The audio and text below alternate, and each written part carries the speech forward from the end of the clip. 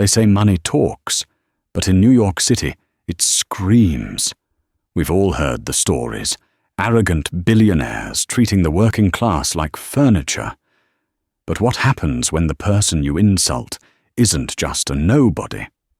What happens when the waitress you try to buy actually owns you? This isn't a fairy tale. This is the story of Richard Briona, a man who thought his bank account made him a god, and Abby, the woman who taught him that dignity has a price tag even he couldn't afford. You are not ready for how this ends. The rain in Manhattan didn't wash the grime away. It just made the city slick and treacherous. Inside Le 14, however, the weather was irrelevant.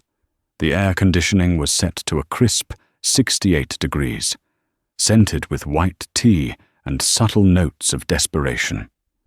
Abby Bennett adjusted her apron, her fingers lingering on the frayed hem. It was hidden on the inside, of course. Everything at Le 14 had to appear flawless. She was 32, though the dark circles she carefully concealed with drugstore concealer made her look older. Tonight was the Thursday rush, the night the wolves of Wall Street came down from their towers to feed.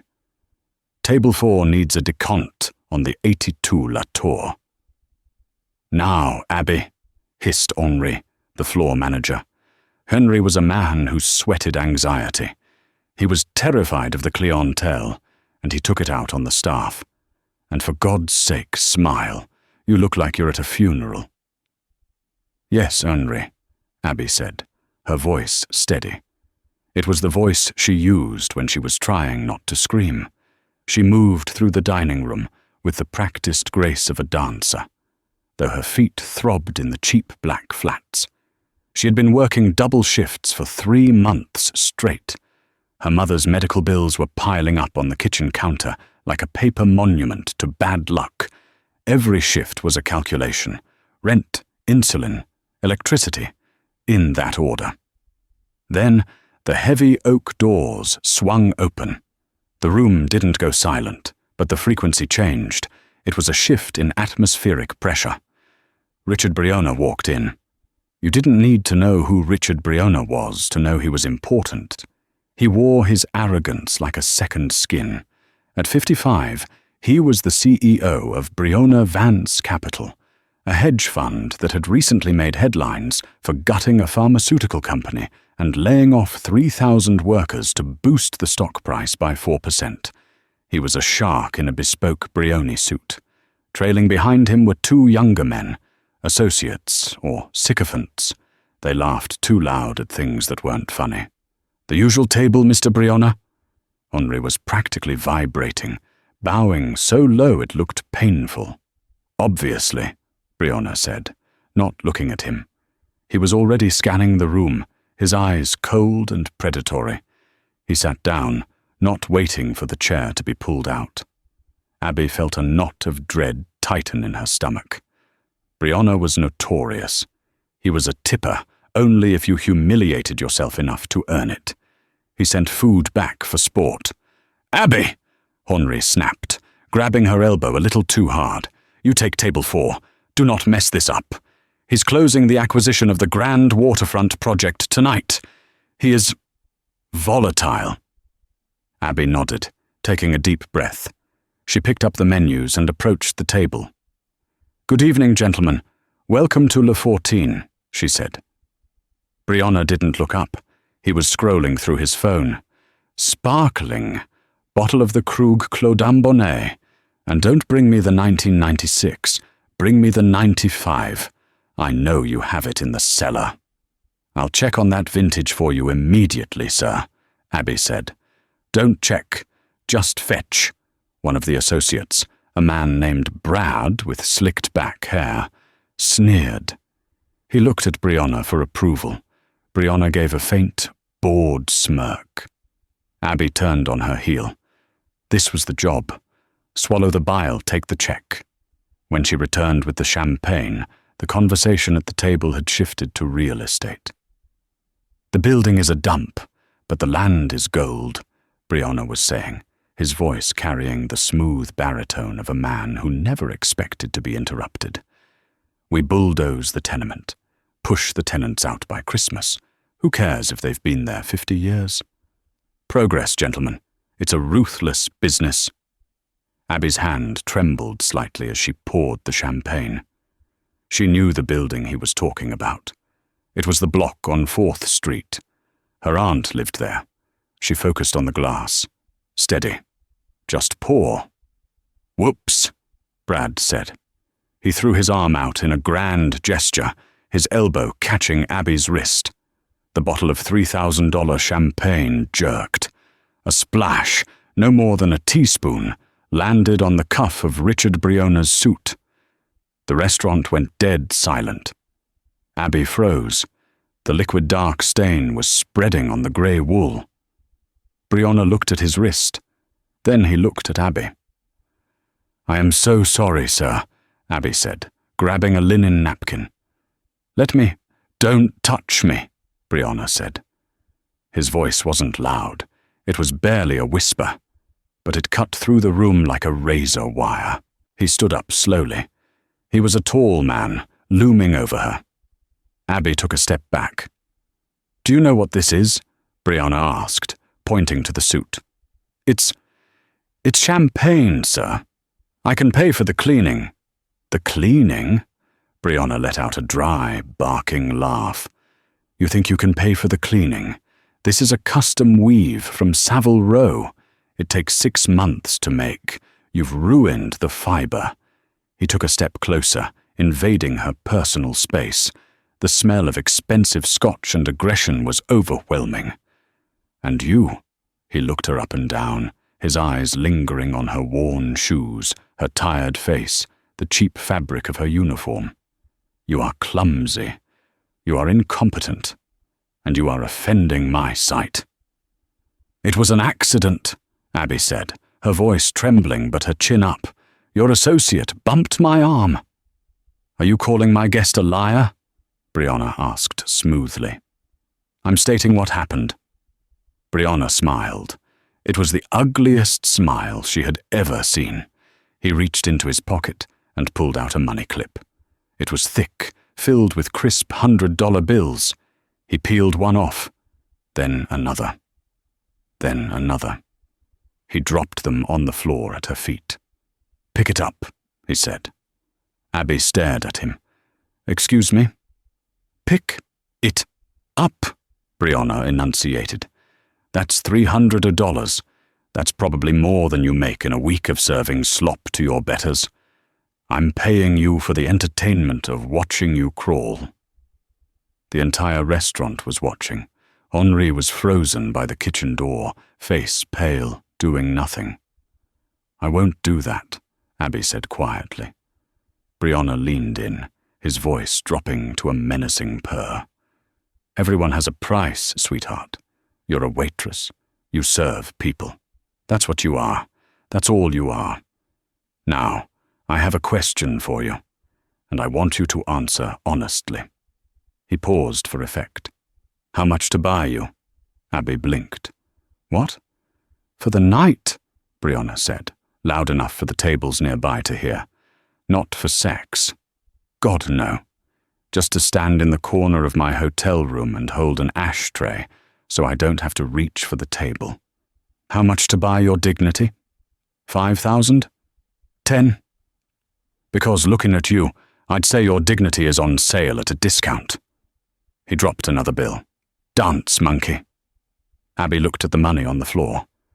Then she looked at the man. In that moment, something inside her, some fragile, held-together piece of her survival instinct, snapped. But it didn't break into tears. It hardened into steel. She didn't know it yet. But Richard Briona had just made the biggest mistake of his life. He thought he was talking to a waitress. He was talking to the owner of the very thing he wanted most in the world. The silence stretched, agonizing and heavy. Abby looked down at the bills scattered on the dark hardwood floor. Benjamin Franklin staring up at her from the grime. "I think you've had too much to drink, Mr. Briona," Abby said.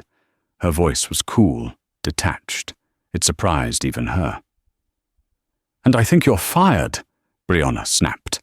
He turned to the back of the room. "Henry, get over here!"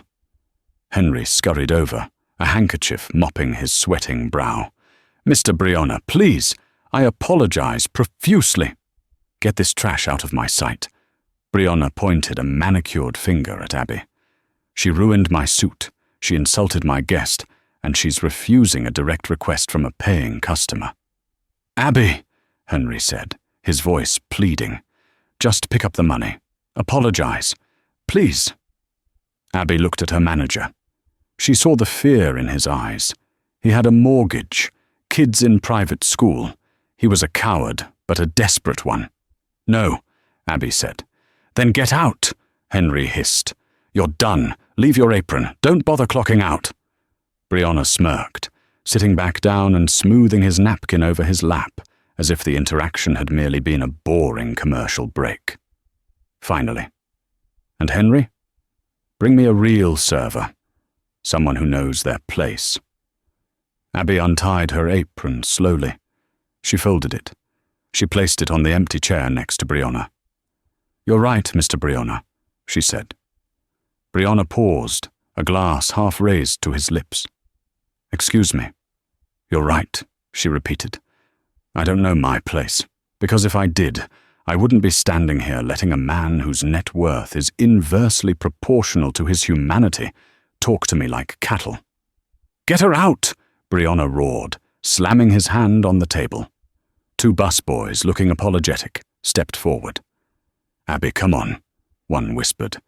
"Don't make it worse." Abby turned and walked away. She didn't run. She didn't cry. She walked through the dining room, past the staring eyes of the Manhattan elite, past the hushed whispers. She walked out the heavy oak doors and into the rain. The cold water hit her face, mixing with the hot tears of rage she had refused to shed inside. She stood on the sidewalk of 57th Street, shivering in her thin blouse. She had just lost her livelihood. She had $64 in her bank account. Rent was due in 4 days. Her phone buzzed in her pocket. She pulled it out. It was a text from her sister, Emily. "Mum's breathing is worse. Doctor says we need to upgrade the oxygen unit. It's another $500. Can you handle it?" Abby stared at the screen. The rain blurred the text. She typed back, "I'll figure it out." She shoved the phone back in her pocket and looked up at the towering skyscrapers. Somewhere up there, in a penthouse, probably not far from here, Richard Briona was likely laughing about the waitress he'd crushed. She reached into her purse and pulled out a small, battered leather notebook. It was old, the spine cracked. She opened it to the back page. There was a phone number written there in faded blue ink, under a name she hadn't spoken aloud in 7 years. Arthur P. Vance. The Vance in Briona Vance Capital. Richard Briona's silent partner. The man Briona had pushed out of the public eye a decade ago. The man who was currently in a nursing home in upstate New York, largely forgotten by the world. And, crucially, Abby's godfather. She hadn't called him because of the shame of her father's bankruptcy, the shame of dropping out of Yale Law, the shame of how far the Bennetts had fallen. She wanted to make it on her own. She wanted to prove she didn't need the old connections. But tonight, standing in the rain, she realized dignity wasn't about doing it alone. Dignity was about fighting back with every weapon you had. She dialed the number. It rang 4 times. "Hello?" A raspy, tired voice answered. "Uncle Arthur." Abby's voice broke. "It's Abby. Abby Bennett." There was a pause, a long, heavy pause. "Abby? My God, is everything all right?" "No," she said, watching the lights of Le 14 flicker in the rain. "Richard Briona just fired me. But before he did, he asked me a question." "Richard?" Arthur's voice hardened instantly. The frailty vanished. What did he ask you? He asked me how much it cost to buy my dignity. Arthur let out a low, dry chuckle. It sounded like dry leaves scraping together. That sounds like Richard. He always did mistake price for value. Why are you calling, Abby? You told me once, Abby said, that when Dad died, he left something in your trust. Something you said was useless unless Brianna tried to merge the company. The Class B preferred shares, Arthur said. The voting block, yes. I've been holding them. Brianna thinks they were dissolved in your father's bankruptcy. He doesn't know I bought them for you for $1. Does he need them? Need them? Arthur laughed again. Abby, he's trying to merge with the Harrington Group next week. It's the deal of the century. To push it through, he needs a supermajority vote. He has 60%. He needs 65%. And the shares you have? 7%, Arthur said. Without you, he's dead in the water. With you, well, you own him. Abby looked at her reflection in the darkened window of a parked limousine. She didn't see the tired waitress anymore. She saw the daughter of a man who had been destroyed by men like Brianna. He wants to know my price, Abby whispered. I think I'm ready to tell him. What do you want to do, kid? Arthur asked. I want to go to the merger meeting, Abby said, and I want to wear a really nice suit. The next morning, Abby didn't wake up in her cramped apartment in Queens. She woke up in a guest suite at the Pierre Hotel, paid for by the account Arthur had reactivated. The thread count of the sheets was higher than her monthly rent, but luxury wasn't the goal. Retribution was. At 9:00 a.m., a black town car was waiting. It took her to a brownstone on the Upper East Side, a place with no signage, just a heavy brass knocker. This was the private office of Elias Thorne, Arthur's personal attorney. Thorne was a man who looked like he was carved out of mahogany, stiff, expensive, and unyielding. He sat behind a desk cluttered with nothing but a single file folder.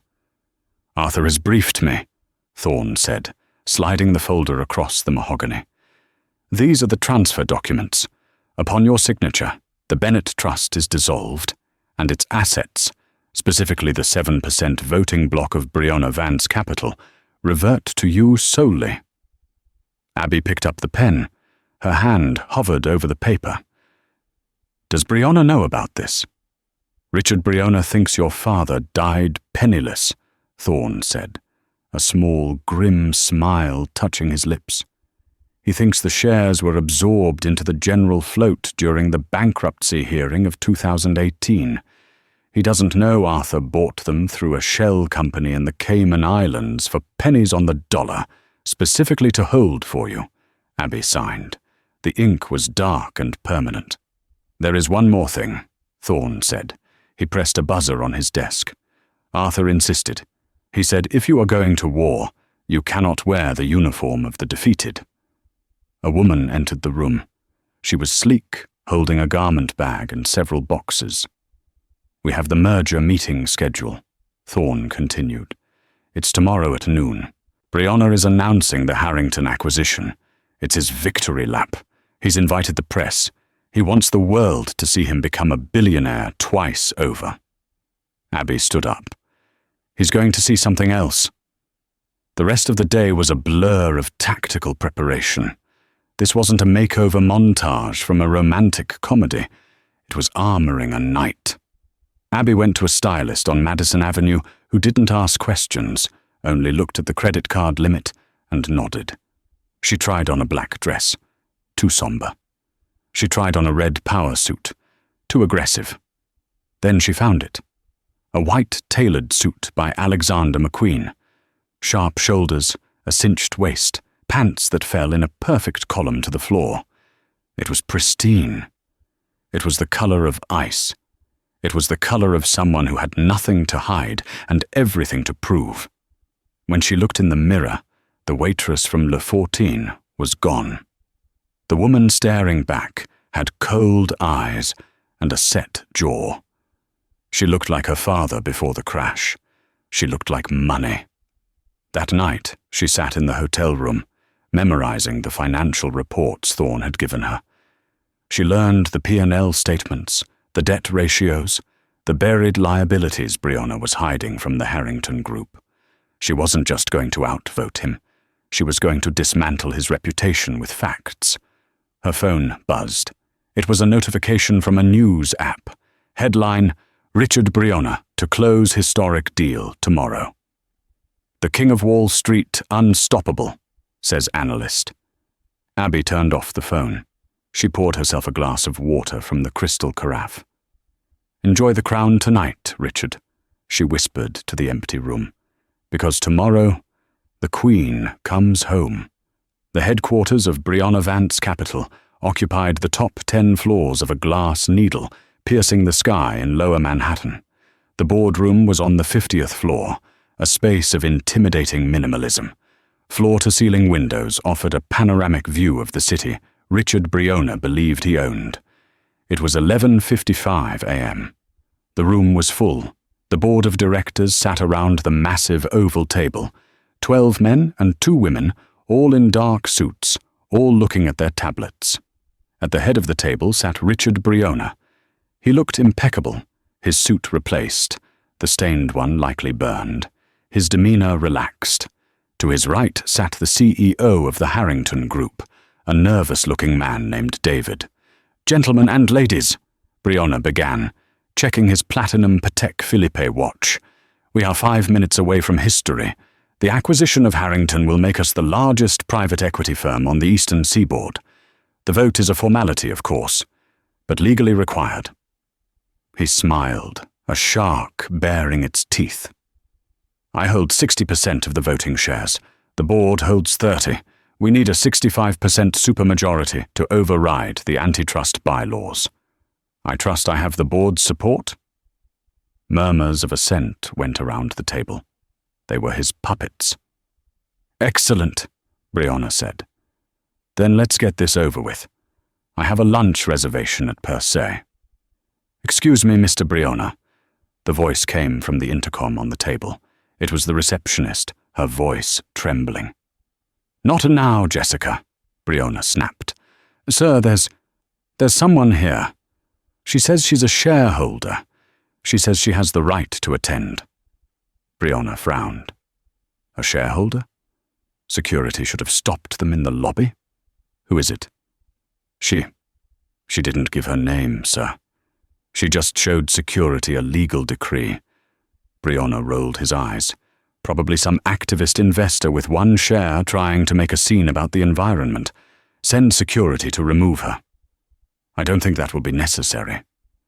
The heavy double doors of the boardroom didn't just open, they were pushed wide with a force that commanded attention. Abby Bennett stepped in. The silence that fell over the room was absolute. It was heavier than the silence in the restaurant the night before. She was wearing the white McQueen suit. Her hair, usually tied back in a messy bun, was blown out in sleek, dark waves. She wore 4-inch stilettos that clicked rhythmically on the marble floor. Click, click, click. She didn't look at the board members. She looked straight at Richard Brianna. Brianna squinted. Recognition dawned on him slowly. First confusion, then disbelief, and finally a flash of pure, unadulterated shock. "You," he breathed. "Me," Abby said. She walked to the opposite end of the long table, directly facing him. She placed her leather portfolio on the table. "Security!" Brianna shouted, standing up. "Get in here! This woman is a trespasser. She's a waitress I fired last night." The CIO of Harrington Group looked up, alarmed. "A waitress? She's a nobody!" Brianna spat, his face flushing red. "She's here to beg for her job back. Get out, you pathetic little—" "I'd be careful with your tone, Richard," Abby said. Her voice was amplified by the room's acoustics. It was calm, authoritative, and terrifyingly steady. "You don't want to insult a major shareholder. It's bad for the stock price." Shareholder? Brianna laughed, but it sounded hysterical. You? You were picking up tips off the floor yesterday. You couldn't afford a share of this company if you worked for 1,000 years. That's true, Abby said. My waitress salary wouldn't cover it, but my inheritance does. She slid the folder down the table. It glided across the polished surface and stopped right in front of the Harrington CEO. David, is it? Abby asked, looking at the guest. Open it. David, looking bewildered, opened the folder. He scanned the document. His eyes widened. This says she owns the Class B preferred block, David stammered. The Bennett Trust shares. 7% of the total voting equity. Brianna went pale. Impossible. James Bennett died bankrupt. Those shares are dust. My father died bankrupt because you leveraged his debt against him to force a hostile takeover in 2015, Abby said, her voice turning to ice. But you forgot about Arthur. Brianna froze at the name. Arthur Vance purchased the Class B shares before the liquidation, Abby continued, and as of this morning, he has transferred full control of them to me. Abby Bennett.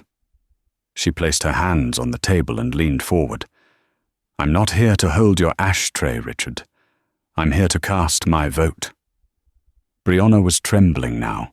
He looked at the board members who were exchanging nervous glances. He did the math in his head. He had 60%. She had 7%. If she voted no, you need 65% for this merger, Abby said, reading his mind. If I vote no, you have 60. The deal dies. The Harrington Group walks. Your stock plummets.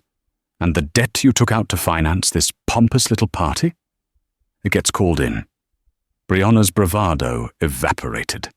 He looked small. He looked like an old man in a suit he could no longer fill. Abby, he said, his voice changing. The sneer was replaced by an oily, desperate charm. Abby, listen. Let's not be hasty. We got off on the wrong foot. I was stressed. The suit, you know. It was expensive. $300, Abby said. What? That's what you threw on the floor, Abby said. $300. You asked me what the price of my dignity was. She looked around the boardroom. Gentlemen, Mr. Brianna thinks everything can be bought. He thinks people are commodities. He thinks he can insult the people who serve him because he has a big bank account. She turned back to Brianna. You want to know my price, Richard? It's not $300. It's not $10,000. I'll give you $5 million, Brianna blurted out. Sweat was beading on his forehead. Right now? A check for $5 million. Just vote yes. Walk away and live like a queen. The room gasped. $5 million. It was a fortune. It was freedom. It was her mother's medical bills paid forever. It was a house, a life, safety. Abby looked at him. She thought about the rain. She thought about Henri trembling. She thought about her father's heart attack, brought on by the stress of this man's greed. She smiled. $5 million, she repeated. 10, Brianna screamed. 10 million. Just say yes. Abby picked up the voting tablet that had been placed at the empty seat, Arthur's old seat. She tapped the screen. My dignity isn't for sale, Richard, she said softly. But your downfall, that's on the house. She pressed the red button marked Nay. A large screen on the wall refreshed. Vote tally. Yes, 60% no, 7% abstain, 33% result. Motion failed. The room erupted. The Harrington CEO stood up, buttoning his jacket. Mr. Brianna, this meeting is over. We will not be doing business with a firm that doesn't have its own house in order. The deal is dead. No. David, wait. Brianna scrambled around the table, but the CEO was already walking out. Brianna turned to Abby, his face purple with rage. Do you know what you've done? You've cost me hundreds of millions. You've ruined me. I didn't ruin you, Richard, Abby said. picking up her purse. "You ruined yourself the moment you thought you were better than the person pouring your champagne." She turned to leave. "You're finished," Brianna screamed after her. "I'll bury you. I'll sue you. I'll—" "Save your breath," Abby said over her shoulder. "You're going to need it for the deposition." "What deposition?" Brianna froze. Abby stopped at the door. She turned back one last time. "Oh, didn't I mention?" She smiled, and this time it was genuine. "As a major shareholder, I just called for an emergency audit of the company's offshore accounts, specifically the ones in the Caymans where you've been hiding the pension fund losses." The color drained from Brianna's face completely. He collapsed into his chair. Abby walked out of the boardroom. The click of her heels sounded like a victory march, but as she reached the elevator, the doors opened, and she realized the story wasn't over. Standing there was a young man. He was handsome, dressed in a casual blazer, holding a camera crew behind him. It was Julian Briona, Richard's estranged son, the one person who hated his father more than she did. "Nice show," Julian said, looking at her with amused admiration. "But you missed a spot." Abby raised an eyebrow. "And who are you?" "I'm the guy who's going to help you finish him off," Julian said. "You stopped the merger. But if you want to take his chair, you're going to need my help." The elevator ride down from the 50th floor was suffocatingly quiet, save for the hum of the machinery. Julian Briona leaned against the mirrored wall, his arms crossed, studying Abby with an intensity that made her skin prickle. "You have 5 minutes to explain why I shouldn't call security on you," Abby said, breaking the silence. She gripped her purse strap, her adrenaline from the boardroom crashing into fatigue. "Because I'm the only one who knows where the bodies are buried," Julian replied smoothly. "And because my father just texted his head of security. By the time you walk out the front door, you're going to have a tale. A very expensive, very dangerous tale." The elevator dinged. The lobby. "My car is out back," Julian said. "Not a limo, just a jeep. If you want to actually win this war, get in." Abby hesitated. She looked at the polished marble floor of the lobby, then at the receptionist staring at her with wide eyes. She realized Julian was right. She had poked the bear. Now, the bear was going to hunt. "Fine," she said. They exited through a service entrance, dodging the paparazzi that had already begun to swarm the main doors. Julian's Jeep was battered, black, and unobtrusive. He drove with aggressive precision, weaving through the midday Manhattan traffic, heading toward the Brooklyn Bridge.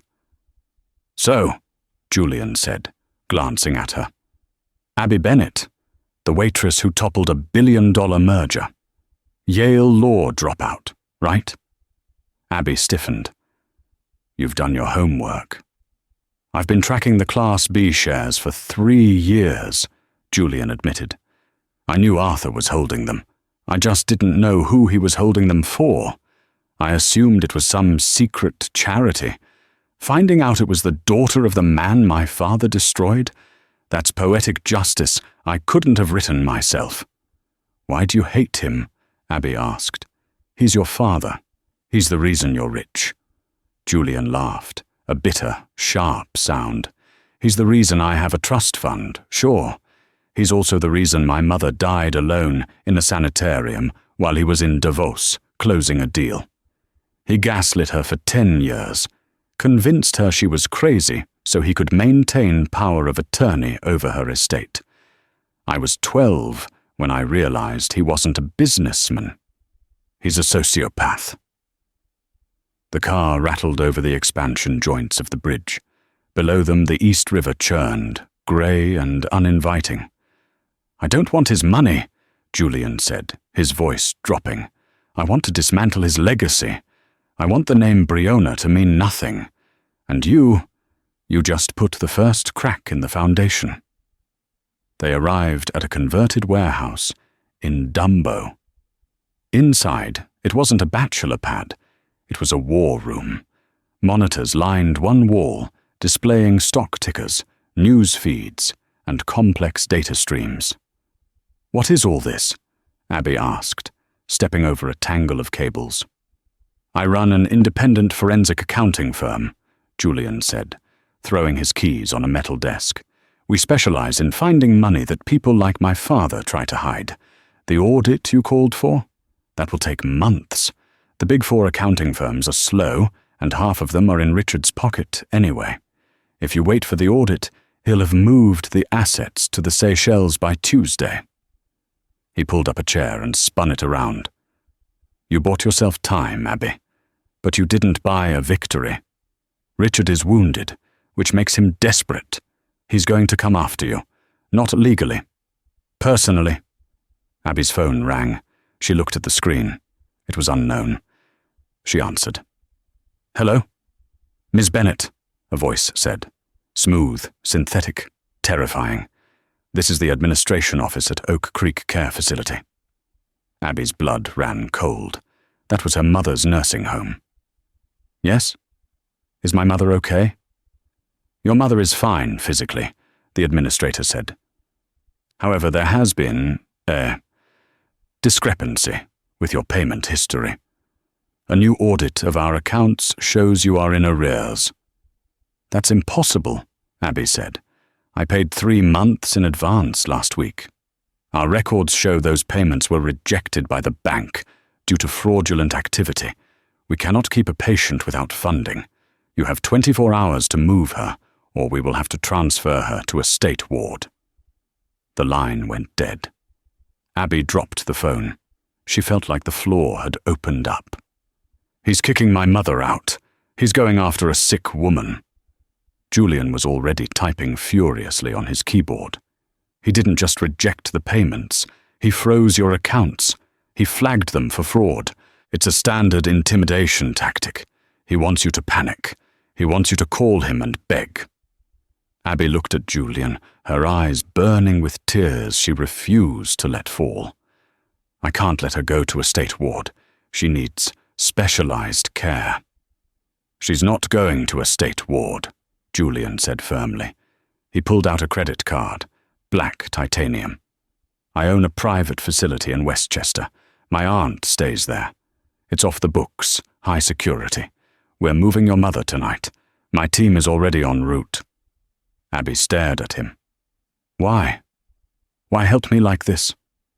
Julian stopped typing. He looked at her, and for the first time, the cynical mask slipped. She saw a deep, ancient sadness in his eyes. "Because I know what it's like to be helpless while he hurts the people you love," Julian said. "He won't win this time, Abby. But we have to stop playing defense. We have to kill the king." "How?" Abby asked. Julian pointed to the screens. "The Brianna Foundation Gala. It's this Saturday. It's the biggest social event of the season. Senators, judges, potential investors, they'll all be there. Richard is planning to use it to spin the narrative, to tell everyone the merger failed because he backed out. And I have the files," Julian said. "Not just the offshore accounts. I have the audio recordings, the tapes of him bribing the FDA regulators for his pharmaceutical plays, the tapes of him ordering the harassment of union leaders. I have his voice, Abby, admitting to felonies. If we release those online, he'll claim they're deep fakes," Abby said, her legal mind kicking in. "He'll bury it in litigation for years." "Exactly," Julian grinned. A dangerous, wolfish grin. "That's why we're not releasing them online. We're going to play them over the PA system at the gala, while he's on stage accepting his Man of the Year award." Abby looked at the monitors, then at Julian. She felt a shift inside her. The fear for her mother was still there, but it was being overtaken by a cold, hard resolve. "I need a dress," Abby said. Saturday night arrived wrapped in velvet and diamonds. The Brianna Foundation Gala was held at the Metropolitan Museum of Art. The Temple of Dender was illuminated in soft gold light, surrounded by tables that cost $50,000 a plate. Richard Breona stood at the center of the room, holding a glass of scotch. He looked revitalized. The panic of the boardroom was gone, replaced by the polished veneer of the untouchable billionaire. He was laughing with a senator, his hand resting casually on the man's shoulder. "A minor hiccup," Richard was saying loud enough for the press pool to hear. "The Harrington merger simply wasn't the right fit for our portfolio. We have higher standards." Security was tighter than the Pentagon. Richard had hired private contractors, ex-Mossad, to patrol the perimeter. He had specifically given them a photo of Abby Bennett with a shoot-to-kill order. Metaphorically speaking, though with Richard one could never be sure. But he hadn't given them a photo of Dr. Elena Rousseau and her financier husband, Matteo. Abby stepped out of the black limousine, wearing a dress that was a weapon in itself. It was emerald green silk, backless, plunging and dripping with borrowed diamonds. A dark wig cut in a sharp bob changed the shape of her face. Colored contacts turned her brown eyes to a piercing violet. Beside her, Julian wore a tuxedo and thick-rimmed glasses that obscured his recognizable eyes. He had grown a heavy stubble over the last 2 days. "Tickets," the security guard grunted. Julian produced a heavy, gold-embossed invitation. "Countess von Habsburg couldn't make it," he said in a perfect French accent. "We are taking her table." The guard scanned the QR code. It beeped green. Julian had hacked the guest list database 3 hours ago. "Enjoy the evening," the guard said, stepping aside. They walked into the massive hall. The air smelled of expensive perfume and hypocrisy. "He's there," Abby whispered, spotting Richard near the stage. Her heart hammered against her ribs, but her face remained a mask of bored aristocracy. "Stick to the plan," Julian murmured, taking 2 glasses of champagne from a passing waiter. "I need to get to the AV booth behind the Egyptian exhibit. You need to keep him occupied. If he sees me, it's over." "He won't look at me," Abby said. "Men like him never look at the help, and they never look past the diamonds." Julian squeezed her hand, a brief, electric touch. "Be careful. If he recognizes you—" "Go," she whispered. Julian melted into the crowd. Abby took a deep breath and walked straight toward the lion. She moved through the crowd, catching snippets of conversation about summer homes in the Hamptons and tax loopholes. It made her sick. She thought of her mother in the hospital bed. She thought of the $300 on the floor. She stopped 5 feet from Richard Breona. "Mr. Breona," she said, pitching her voice lower, adding a European lilt. A magnificent evening. Richard turned. He looked her up and down. The appreciation in his eyes was gross, immediate, and entirely devoid of recognition. "I don't believe we've met," Richard purred, "and I certainly would remember." "I am representing a consortium of investors from Dubai," Abby lied. "We heard rumors of instability. I came to see for myself." Richard laughed, stepping closer. "Instability? My dear, I am the rock this city is built on. Rumors are just the whispers of jealous men." "Is that so?" Abby smiled. She glanced at her watch. 8:59 p.m. "Stay for the keynote speech," Richard said, checking his own watch. "I'm going up in a minute. I have an announcement that will silence the critics forever." "I wouldn't miss it for the world," Abby said. Richard signaled to the stage manager. The lights in the massive hall dimmed. A spotlight hit the podium. The crowd hushed. "Ladies and gentlemen," the announcer boomed, "the man of the hour, Richard Breona." Applause thundered. Polite, expensive applause. Richard walked up the stairs to the stage. He stood behind the podium, basking in the light. He adjusted the microphone. "Thank you," he said. "Tonight is about legacy. Tonight is about truth."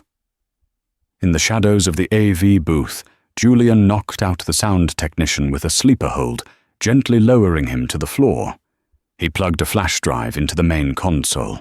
He bypassed the firewall. He overrode the microphone input. On stage, Richard continued. I have built this company on principles of integrity. Screech! A high-pitched feedback noise tore through the speakers. The crowd covered their ears. Richard tapped the mic, annoyed. Is this thing... Then a voice boomed through the hall. It wasn't Richard's live voice. It was a recording. But the voice was unmistakably his. I don't care if the drug kills 1,000 people, Bob. I care about the Q3 earnings. Bury the trial data. Burn it if you have to. Just get the FDA approval. The room went dead silent. Richard froze on stage. He looked around wildly. Cut the mic. Cut the sound. But the recording continued, louder now. And that union rep? Make sure he never works again. Plant the drugs in his car. I want him in jail by Friday. I own the police chief. Use him! The crowd began to gasp. Phones were coming out. Everyone was recording. Richard was screaming now, waving his arms. This is a lie! This is AI! Turn it off! Then a third clip played. This one was different. It was quieter.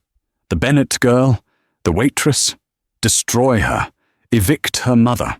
I want that old woman on the street. I want Abby Bennett to watch her mother die and know it was her fault. No one says no to me. No one. The spotlight on Richard seemed to turn into an interrogation lamp. He looked small. He looked monstrous. Abby stood in the center of the crowd. She slowly reached up and pulled off the dark wig. Her blonde hair tumbled down. She took out the colored contacts. She stood there, illuminated by the ambient light, staring directly at the stage. Richard saw her. His eyes bulged. He pointed a shaking finger. You! Julian stepped out from the shadows of the AV booth, grabbing a secondary microphone. His voice echoed through the hall, calm and damning. Ladies and gentlemen, Julian said, please look at the screens. The massive projection screens behind Richard, intended for a slideshow of his charity work, flickered. Suddenly, they displayed bank statements. Hundreds of them. Cayman Islands, Swiss accounts, money laundering trails leading directly to bribes of public officials. My father is right about one thing, Julian said. Tonight is about truth. Sirens began to wail in the distance. Real sirens. NYPD, FBI. Richard Briona stumbled back, tripping over the microphone cord. He fell hard on the stage. He tried to scramble up, but the weight of 1,000 stairs pinned him down. Abby walked forward. The crowd parted for her like the Red Sea. She walked right up to the edge of the stage. Richard looked down at her. He was panting, sweating, his bow tie crooked. You, he wheezed. How much? How much to stop this? Half. I'll give you half my company. Abby looked at him, and then she looked at the terrified waiters standing with trays of champagne on the periphery. She looked at the busboys. She looked at the people who cleaned the floors. You still don't get it, Richard, Abby said, her voice clear even without a microphone. She reached into her purse. She pulled out a single, crumpled $100 bill, one of the ones she had kept from that night at Le 14. She crumpled it into a ball and tossed it onto the stage. It landed next to his face. Keep the change. As the SWAT team burst through the doors of the Metropolitan Museum, Abby didn't look back. She turned to Julian, who was walking toward her. Ready to go? He asked. I'm starving, Abby said. I know a great diner in Queens. The service is terrible, but the people are real. But as they walked out into the cool night air, Abby felt a strange sensation. It wasn't just relief. It was the realization that while the battle was won, the war had changed her. She wasn't a waitress anymore. She wasn't just an heiress. She was something new, something dangerous. And in the shadows of the alleyway across the street, a man with a long lens camera lowered his equipment. He spoke into an earpiece. "Target is leaving the building.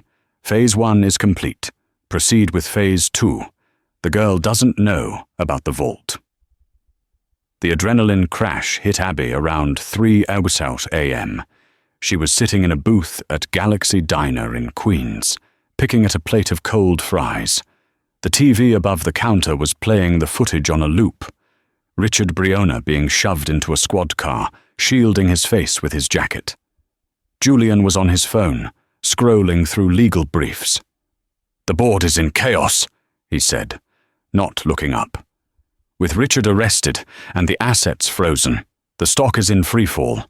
They're calling for an emergency interim CEO. They want you, Abby. You're the face of the cleanup." Abby stared at her reflection in the dark window. "I don't want to be CEO. I just wanted to save my mother." "You did," Julian said. "She's safe. My team moved her. She's sleeping in a private suite in Westchester." Abby's phone buzzed. It wasn't a text. It was a call from a restricted number. She answered. "Hello?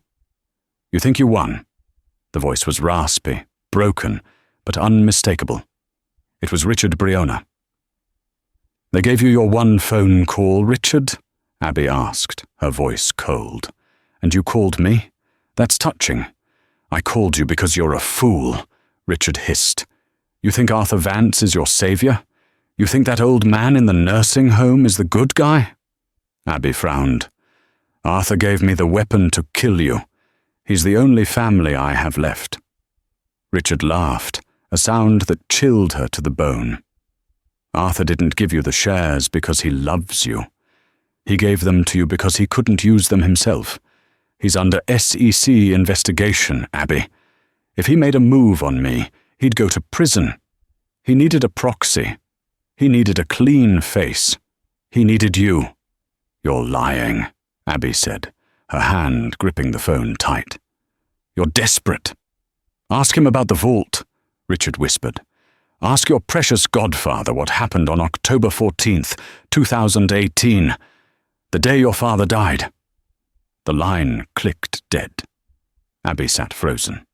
October 14th, the day her father's car went off the bridge.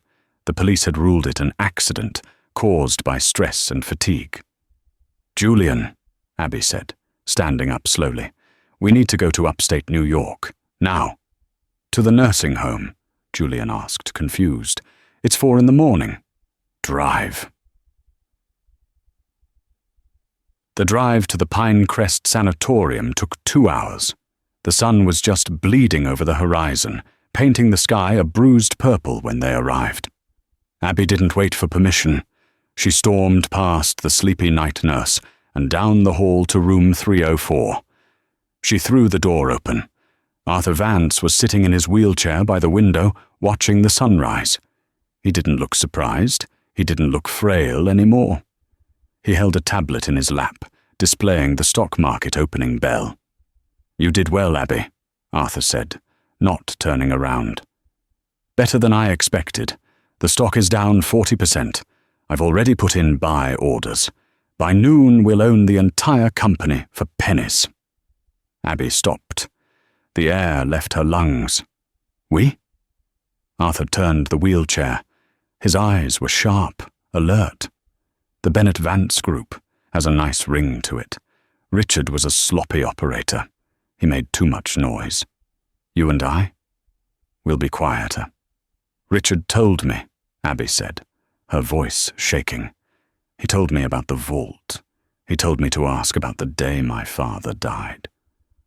Arthur's face didn't change, but his fingers tightened on the armrest. "Richard is a liar." "Did you bankrupt him?" Abby asked. The realization was hitting her like a physical blow. "It wasn't Briona, was it? Briona was just the shark. You were the water. You cut off my father's credit lines. You forced the recall on his loans." Arthur sighed, a sound of disappointment. "Your father was weak, Abby. He had a conscience. You can't build an empire with a conscience. He wanted to sell the patent for the cancer drug at cost. At cost, he would have ruined us. I had to stop him." "You killed him," Abby whispered. Tears streamed down her face, hot and angry. "You killed my father for a profit margin." "I saved the company," Arthur snapped. "And I saved it for you. Everything I've done, using you to take out Richard, crashing the stock, it was all to put you on the throne. You are the queen now, Abby. Don't throw it away over sentimentality." He held out a hand. "Join me. We can rule this city. We can buy anything, anyone, even dignity." Abby looked at the old man. She looked at the hand that had paid for her childhood gifts, the hand that had signed her father's death warrant. She thought about the waitress who picked up tips. She thought about the $300 on the floor. "You're right, Arthur," Abby said softly. She reached into her pocket. Arthur smiled. "Smart girl." Abby pulled out her phone. She pressed a button. Recording stopped. Arthur's smile vanished. "What is that?" "Julian rigged my phone," Abby said. "It uploads directly to the cloud, to the FBI, to the SEC, to the district attorney." "You wouldn't?" Arthur gasped, clutching his chest. "I'm your godfather. I'm the only one who protected you." "You didn't protect me," Abby said, backing away toward the door. "You groomed me. You thought I was just a waitress. You thought I was desperate enough to take the money and look the other way." She opened the door. Police lights were already flashing against the walls of the hallway. Julian had called them 10 minutes ago. "You made the same mistake Richard did," Abby said. "You forgot that when you serve people for a living, you learn to read them. I saw the greed in your eyes the moment I walked in." "Abby!" Arthur screamed as officers swarmed the room. "You'll be alone. You'll have nothing. You'll be eaten alive." Abby walked out of the room. She walked down the long, sterile hallway. Outside, Julian was leaning against the jeep. He looked at her. "It's done?" he asked. "It's done," Abby said. "They're both gone." "So," Julian said, looking at the sunrise, "you own the controlling interest of a multi-billion-dollar company. The board is terrified of you. The competitors are circling, and you just sent the two most powerful men in New York to prison." He opened the car door for her. "What do you want to do now, Ms. Bennett?" Abby looked at the skyline of New York City in the distance. It looked different now. It didn't look like a fortress she couldn't enter. It looked like a project she needed to fix. She smiled, and for the first time, it wasn't a smile of survival. It was a smile of command. "First," Abby said, "we go to Le 14. "To eat?" Julian asked. "No," Abby said, getting into the car. "To fire Henri. And then, I'm going to buy the place. I think the staff deserves a raise." As they drove away, Abby Bennett didn't look back. She had walked into the fire a waitress, and she had walked out a warrior. The billionaire had asked her a question, and she had given him the answer. Some things you just can't buy. And that is how Abby Bennett went from serving tables to owning the skyline. It's a brutal reminder that in the game of power, the most dangerous person in the room isn't the one shouting. It's the one listening. Richard Briona and Arthur Vance thought money was the ultimate power. They forgot that the truth is the only currency that doesn't devalue. What would you have done in Abby's position? Would you have taken the $10 million and walked away, or would you have burned it all down for revenge? Be honest. Let me know in the comments below. If you enjoyed this story, please smash that like button. It really helps the channel. And don't forget to subscribe and hit the bell icon so you never miss the next episode of Real Life Dramas. We have a crazy story coming next week about a cheating husband who didn't realize his wife was his boss. You don't want to miss it. Thanks for watching.